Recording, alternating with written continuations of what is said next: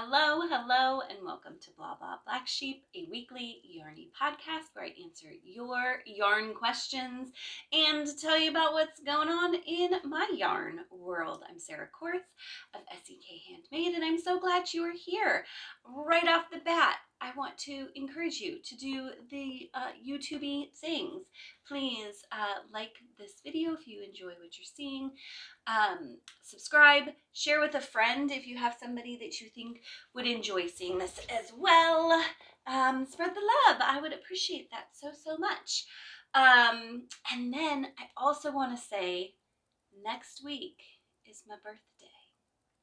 And I love birthdays. So I'm not one of those people who's like, birthday, getting older. Nope, it's good. It's good. It's all good. I love it. And so I thought it would be fun if next week's episode I answered some questions that you had about me. So in the show notes below, there's a place to ask your questions. As always, if you would just tippy tap your question in there, then I will have them all organized. I would love to answer your questions. So yeah, it'll be lots of fun. Welcome. I'm so glad you're here.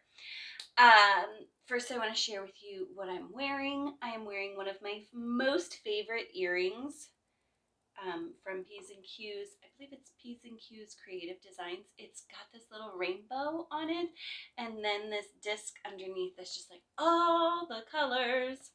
I love it. I love it. And as always, links in the show notes as well to all the stuff. You don't have to go hunt her down. I'm gonna tell you where she is because I want you to go support her and her business. She's a lovely lady. I have met her in person. She's local to me, and so highly recommend. She's wonderful. She has so many fun, bright earrings. Lots of holiday and themed things. If you like that kind of stuff, go check her out. And then I'm going to share with you, it's our last Bla Bla Black Sheep episode in April, which has been our month of shawls. And so I was thinking, what shawl haven't I shared, and what would be a good shawl to show you like how to wear it? And so I thought my Daylight Dreams shawl is perfect because it's definitely an unusual shape, and it's fun and bold, and so I thought that would be a good one to share. This was my first venture into kind of like non-traditional shapes, because if you know me, I don't most prefer, I have some kind of traditional triangle shapes, but I don't most prefer it on my body shape and height. Unless it's real cold outside, it gets a lot of bulk up by my neck and face, and then I feel just overwhelmed by fabric. So this was my first foray into like, what does it look like to have something that's not that shape and maybe like drapes a little better around me. So this is the Daylight Dream shawl. As always, links in the description below. Again, don't want you to have to feel like you have to hunt anything down. It's a really simple body pattern. It goes from open to solid, back and forth, and then on the very end it's got this really gorgeous lacy kind of textury border. That's a lot of fun. And let me tell you, if you're like, I can't do anything like that, that final row, first of all, you could make the whole shawl and leave off the final row. I've been thinking about doing that and making it in like a really neutral color, because it's just like the perfect like toss on anytime shawl. But also it's one row. It's literally one row.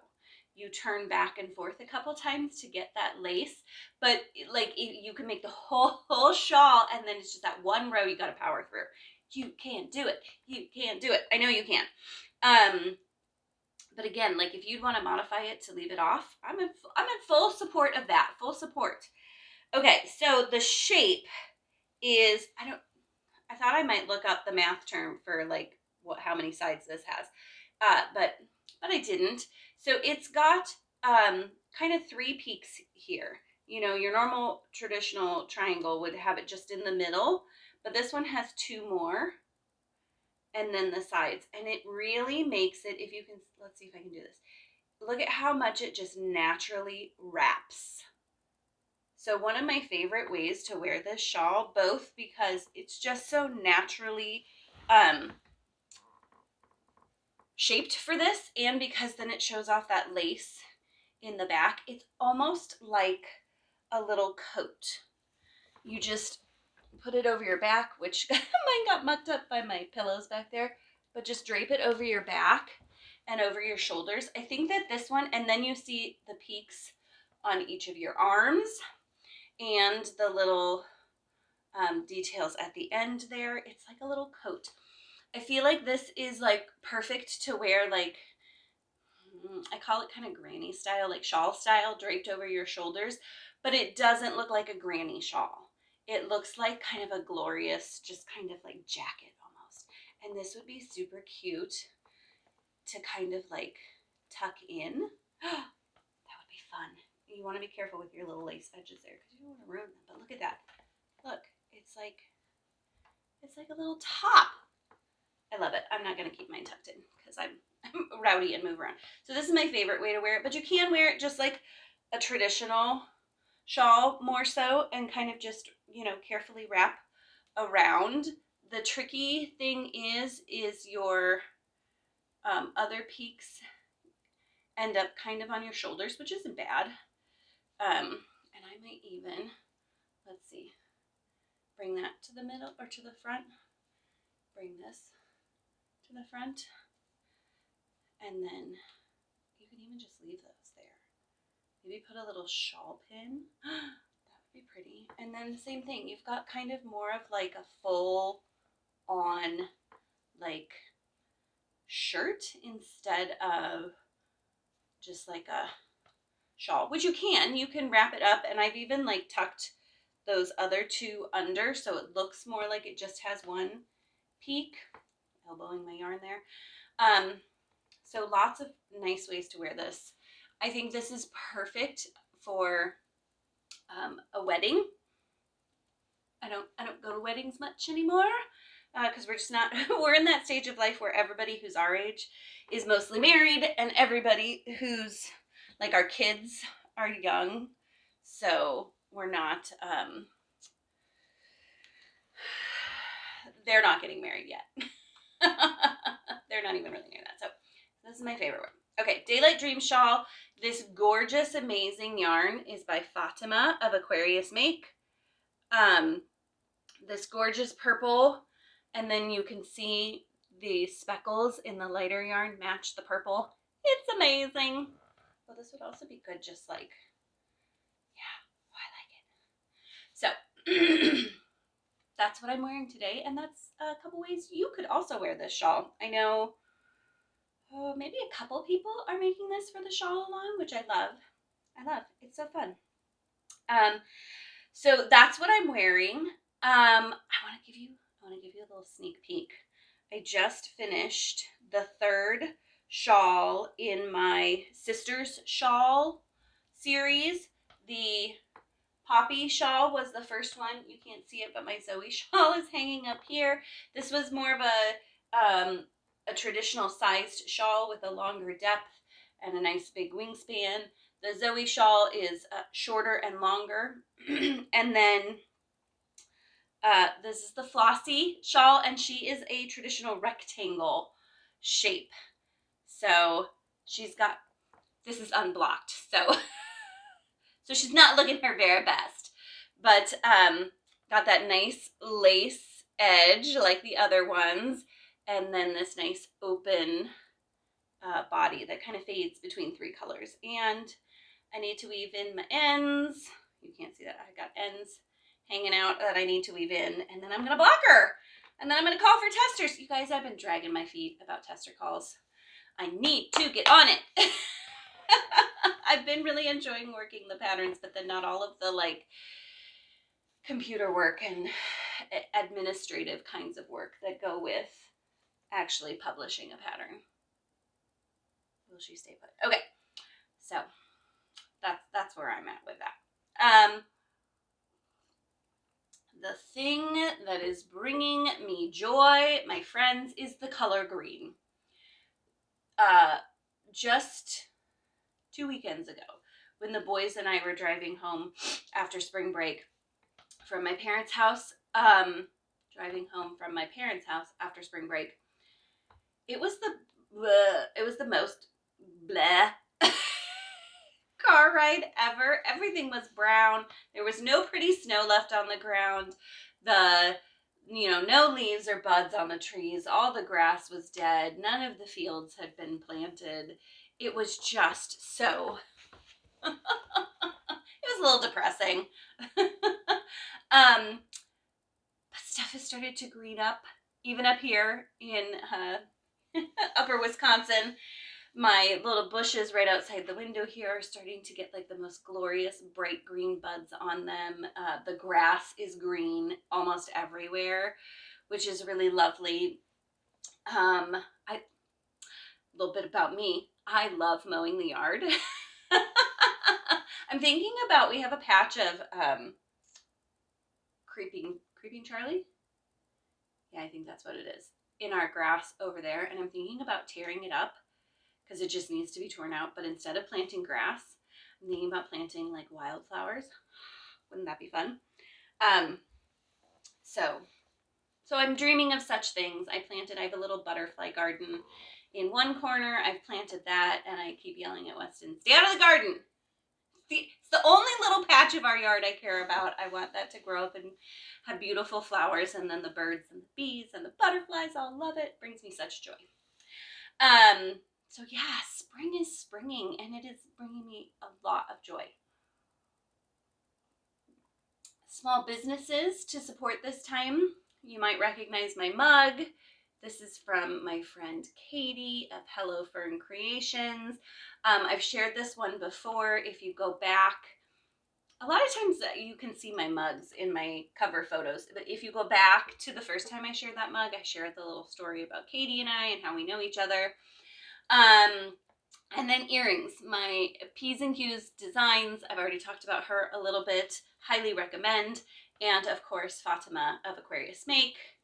Gorgeous, gorgeous yarn. So support those small businesses. And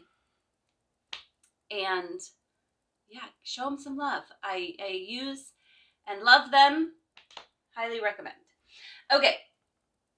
Announcements. The shawl along is almost done. If you didn't join us, that's cool. That's cool. The next thing is May. And for those of you who have kids, you know May is somehow just chaos. It is extra chaos for me. And I'm ready for it this year. Not gonna lie, my anxiety is already a little up about it, but I'm trying to prepare. I'm trying to get ahead of the game.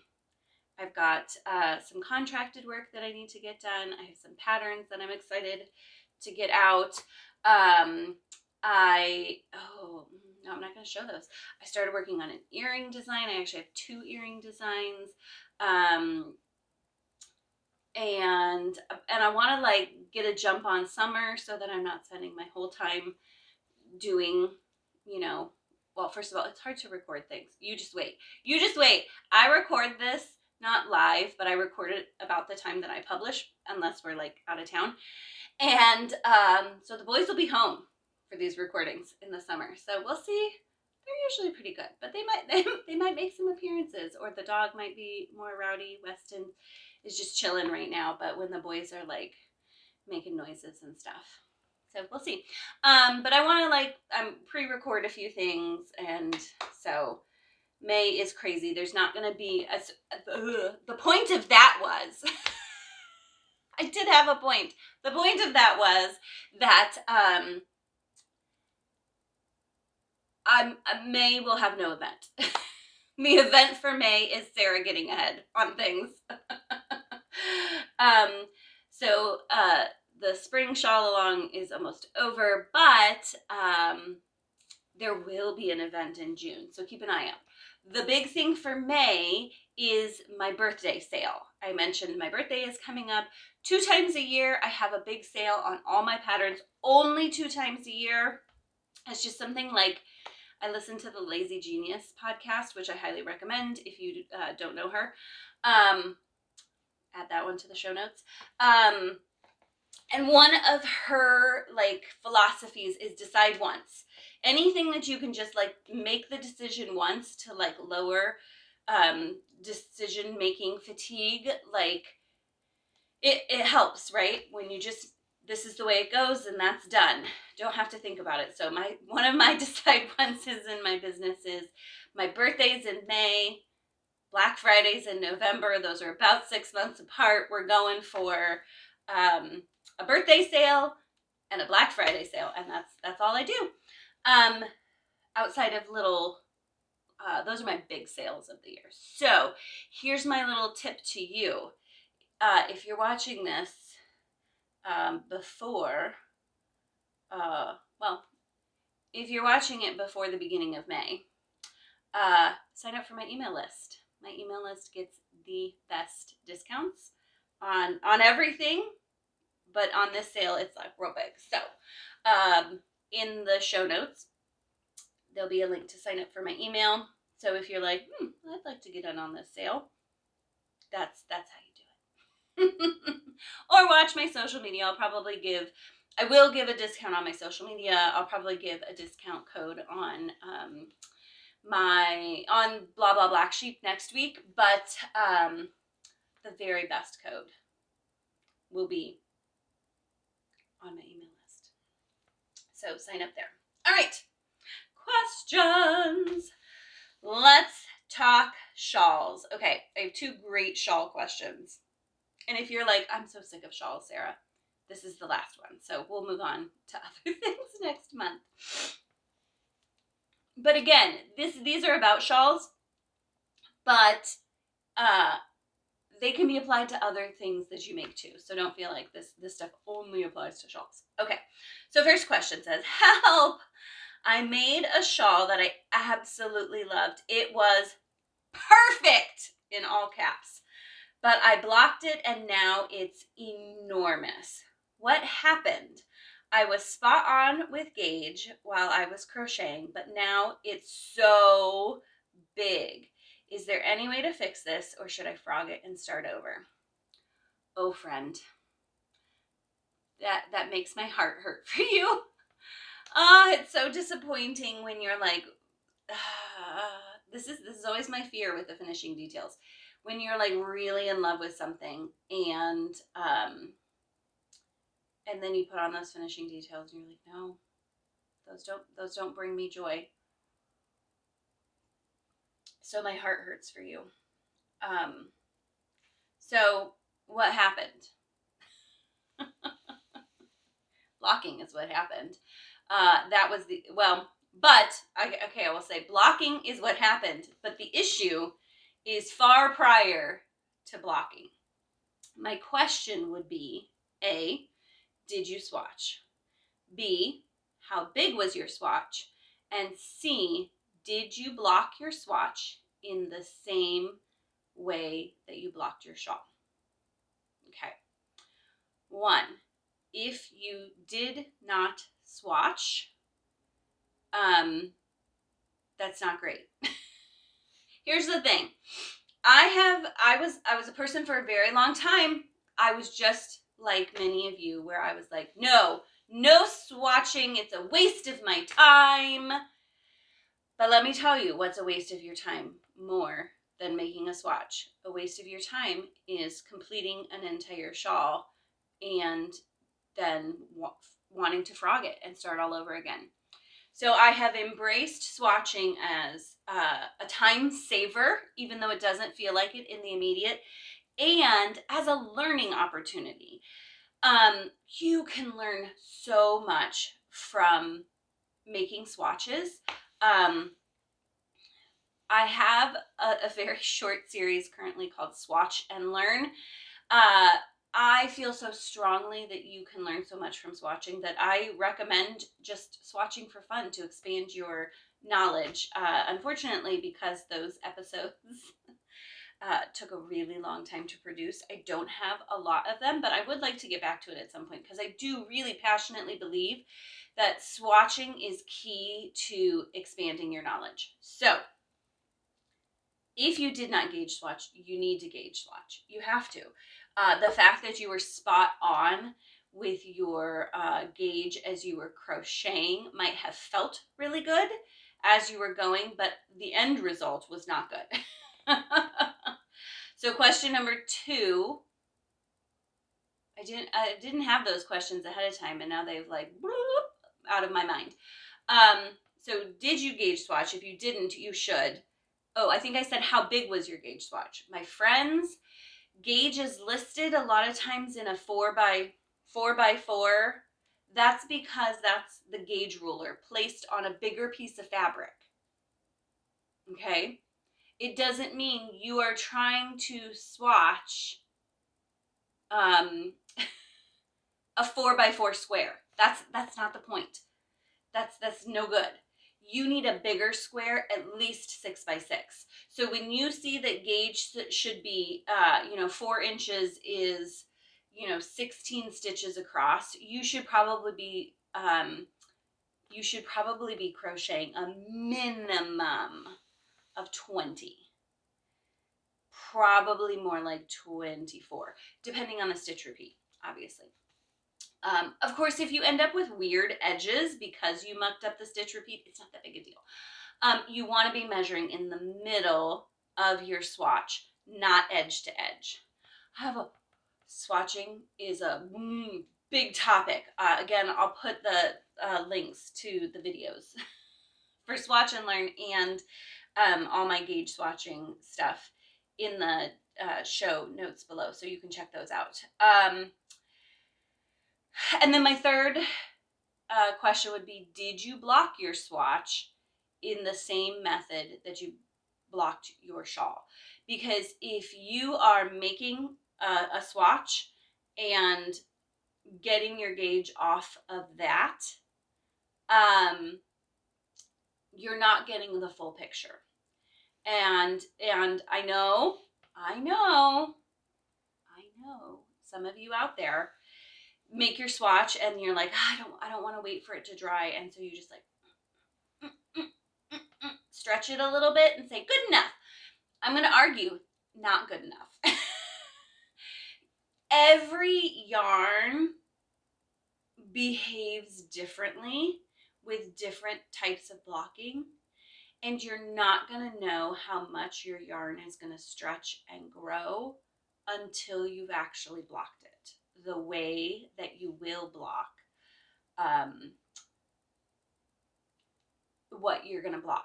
So if you're going to wet block your shawl, you need to wet block your swatch. If you're going to like aggressively block your shawl, it's got a lot of lace and you really want to open it up, so you're going to like stretch it as you block it.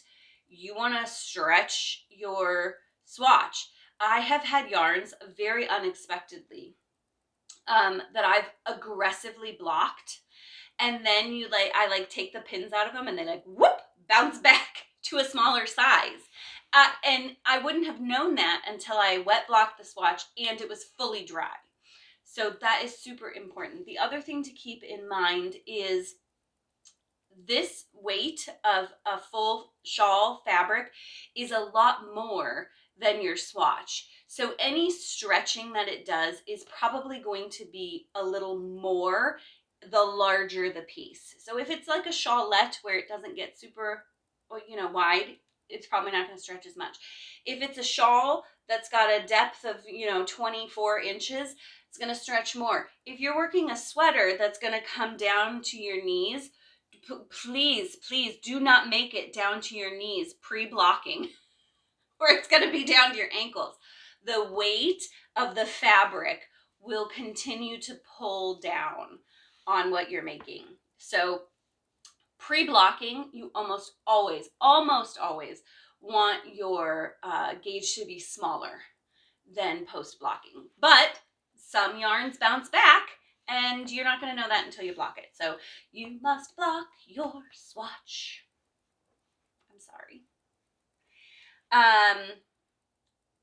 So let's talk about, do you need to start over? No. I would try something first because you can always start over. You can always start over. But after you frog it, you frogged it, and you have to. So I would recommend trying to reblock it. Here's the thing. I think that a lot of times we think of blocking as the stretching, and there are some things that you want to stretch as you block. There is like my lace edge here. You can see it's so scrunched up. When I block it, it will grow and stretch and open up, and I want that with this. You know, you don't need to go crazy, but blocking that and opening up all of that lace is really going to change how the shawl looks. But there are other times when you want no stretching. And so I have a feeling that with this shawl, we're looking for a happy medium here. You want it to grow some, probably to open up your stitches and line them all up and everything, but you don't want it to grow as much as it has. So here's what I would do. I would reblock it, and I'm gonna make an assumption that you wet blocked, because I find personally that's where the most stretch happens. So I would reblock it. So take it, soak it again. Depending on your fiber content and your colors, you could maybe go with a slightly warmer water that will help relax the fibers, but be careful. If you're worried about bleeding, I would not. If it's a non superwash, you're still probably okay. Just don't agitate it and don't shock it.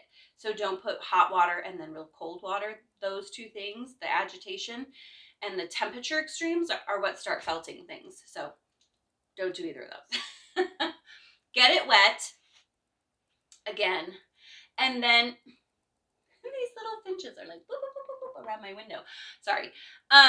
And then drain the water, squeeze as much water out of the shawl as possible before you pick it up. So I like roll many times over the shawl I do it in my sink, and to get as much water as possible out. And then I have my towel that I squeeze more water out with right there.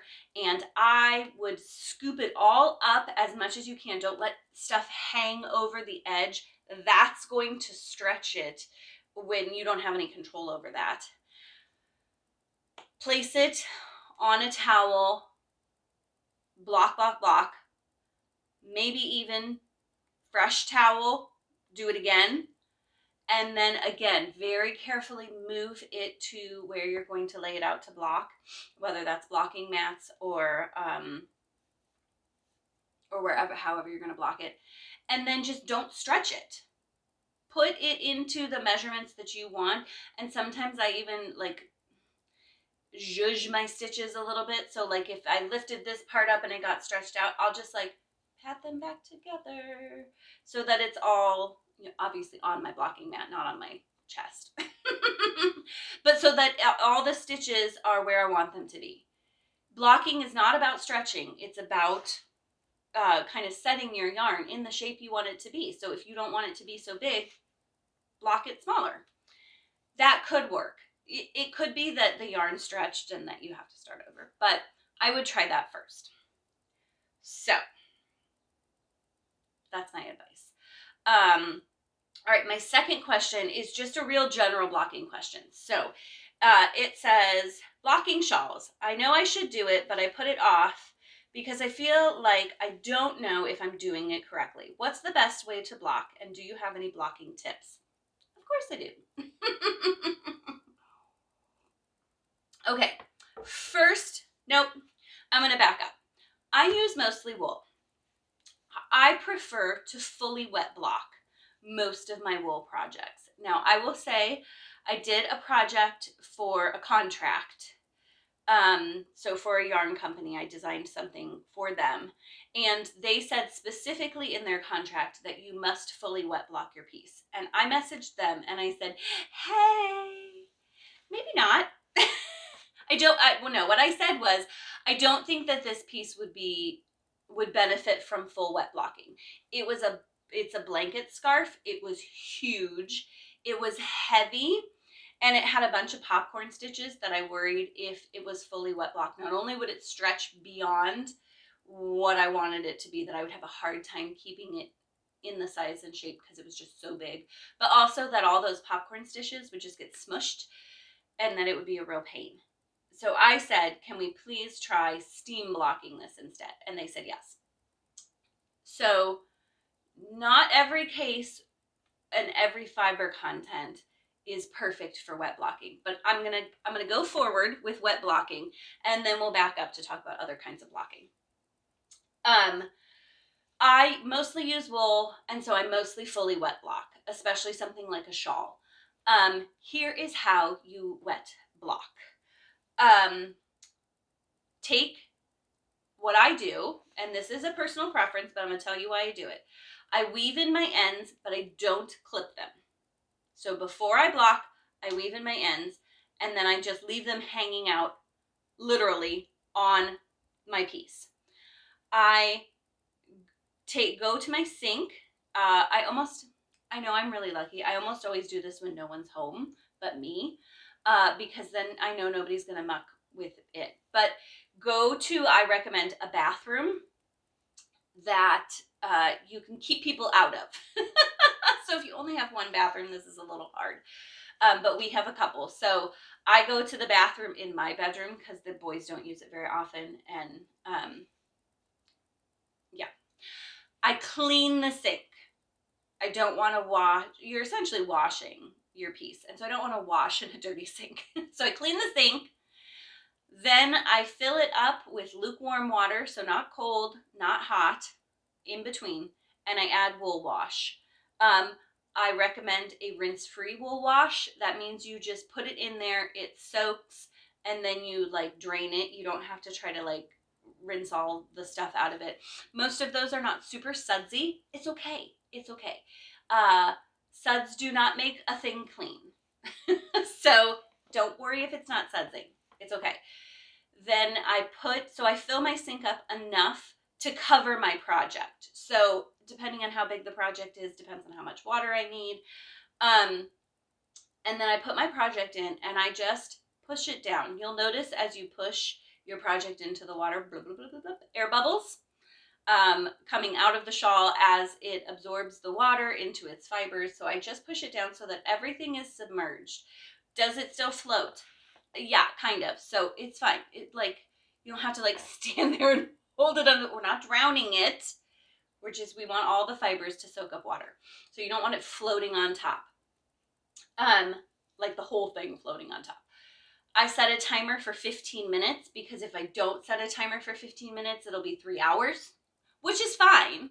It can sit in there for however long, but I recommend a minimum of 15 minutes. That gives the fibers time to fully absorb the water, to expand and do their little bathy thing and whatever they're going to do as far as bloom, which not all fibers bloom and not all fibers bloom equally. But it allows them to fully absorb the water and bloom if they're going to, and just kind of get clean. So 15 minutes. Then, since I'm in a sink, I pull the plug and let all the water drain out. And I do like kind of scoop my project up so that like the end isn't like sucked down the drain, because that grosses me out. So I kind of hold it back, and then I roll, like I was saying before, I roll my hands from top to bottom down the project several times, just smushing as much water out as possible. You don't want to wring it, you don't want to stretch it, you just want to push as much water out as possible. Then I have a clean but not fancy towel. I don't use like my fanciest guest bath towels for this because you might end up with some dye on your towel.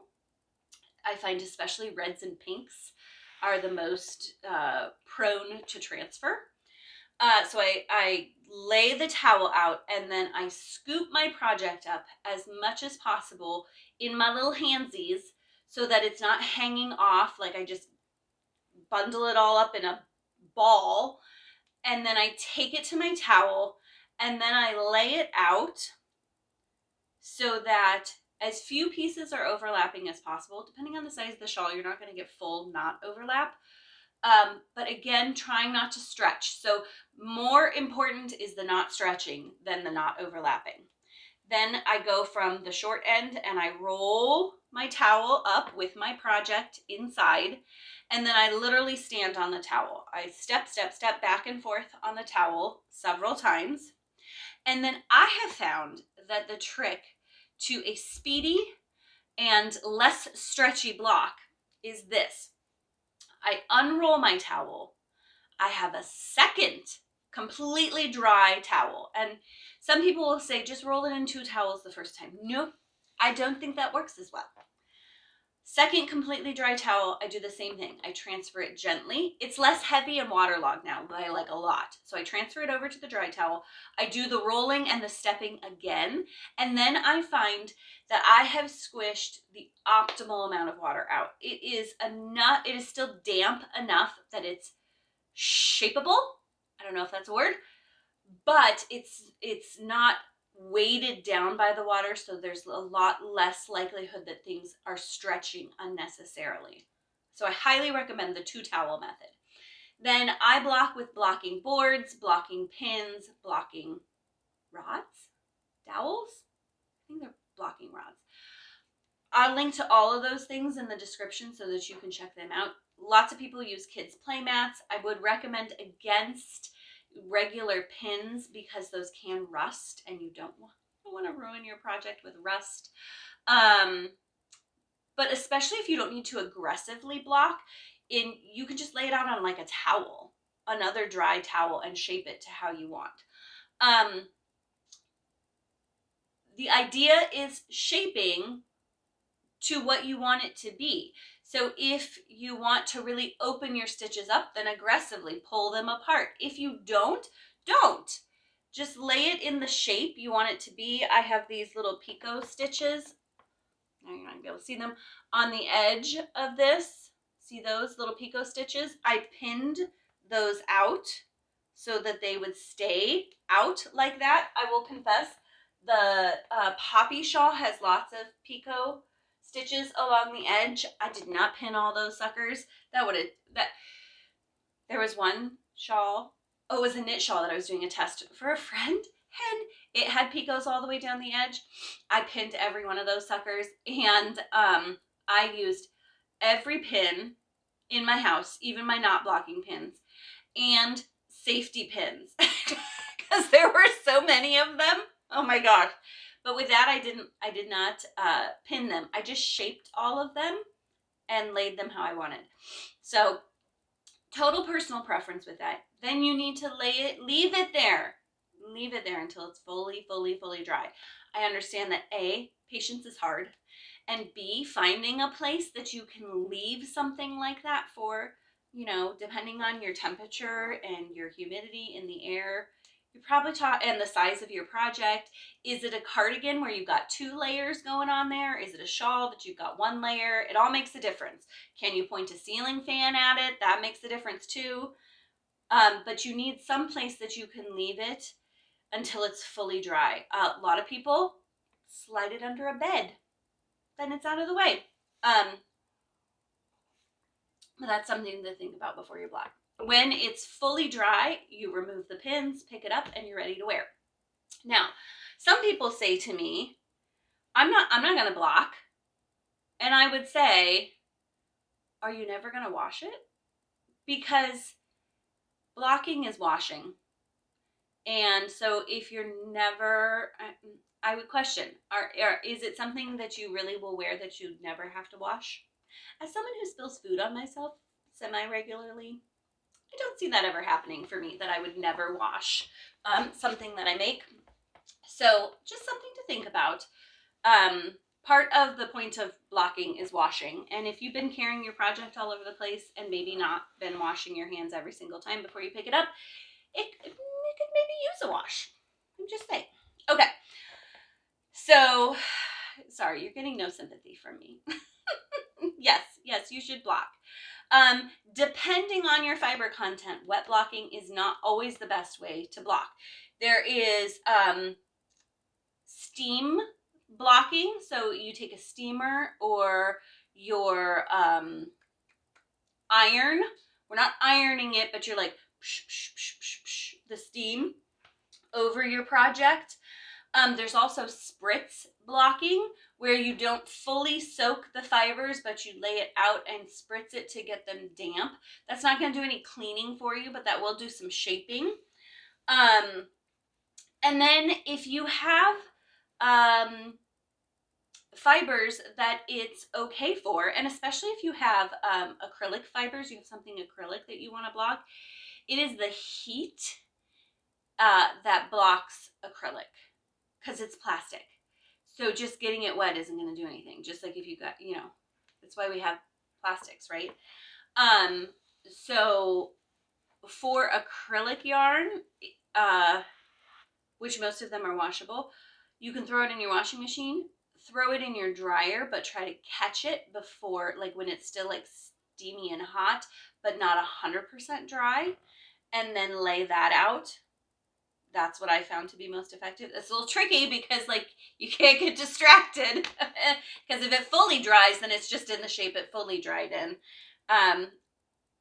Especially if it fully dries and cools. Of course, you can start the process over and, whatever. So if you have other blocking questions, I'd love to hear them. That's my 2 cents. If you have other blocking tips, I'd love to hear them. So comment down below. Thank you so much for joining me today. Please don't forget to ask me a question for my birthday episode next week and tune in to hear the answers to those questions. Also, be sure to sign up for my newsletter so that you get the very best discounts on my birthday sale that's coming up.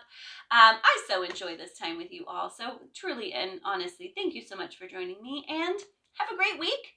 Happy crafting.